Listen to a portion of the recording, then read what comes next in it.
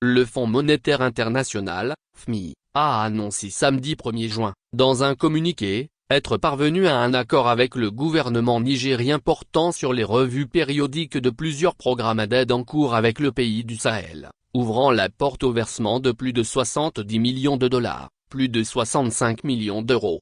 L'accord doit désormais recevoir l'aval du conseil d'administration du FMI, qui devrait se réunir dans les prochaines semaines, a précisé l'institution dans son communiqué. Les 4e et 5e revues du programme d'aide en cours devraient permettre un déboursement partiel de 26,1 millions de dollars. Vous pouvez partager un article en cliquant sur les icônes de partage en haut à droite de celui-ci. La reproduction totale ou partielle d'un article, sans l'autorisation écrite et préalable du monde, est strictement interdite. Pour plus d'informations, consultez nos conditions générales de vente. Pour toute demande d'autorisation, contactez syndication@lemonde.fr. En tant qu'abonné, vous pouvez offrir jusqu'à 5 articles par mois à l'un de vos proches grâce à la fonctionnalité offrir un article. https://www.lemonde.fr/afrique/article/06/03 Le FMI devrait verser plus de 70 millions de dollars RS au Niger dans le cadre du plan des aides -6237037-3212.html.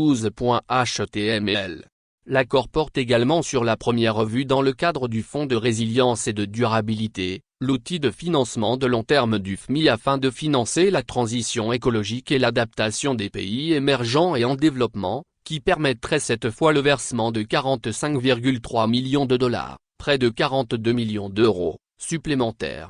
Le FMI reconnaît les efforts des autorités afin de simplifier le Code général des impôts et adopter une stratégie de gestion des recettes pétrolières visant à protéger le budget des fluctuations des prix du pétrole.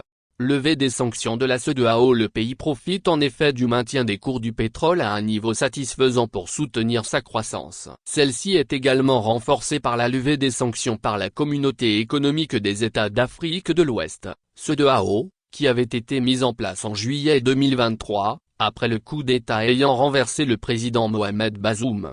Le FMI est l'une des rares institutions à continuer d'apporter de l'aide au Niger depuis le coup d'État. La France, l'Allemagne, l'Union européenne et les États-Unis ont suspendu un certain nombre de programmes d'aide. Après avoir suspendu également ces décaissements, la Banque mondiale a annoncé à la mi-mai une reprise du financement de plusieurs projets dans le pays.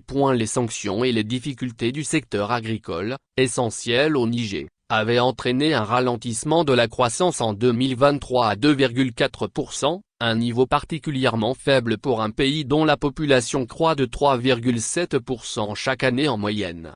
La levée des sanctions et la bonne tenue du secteur pétrolier devraient permettre à l'économie nigérienne de progresser de 10,6% cette année, et l'inflation devrait rester contenue. Le FMI alerte cependant sur les effets que pourrait avoir une détérioration de la situation sécuritaire dans le pays sur la croissance économique.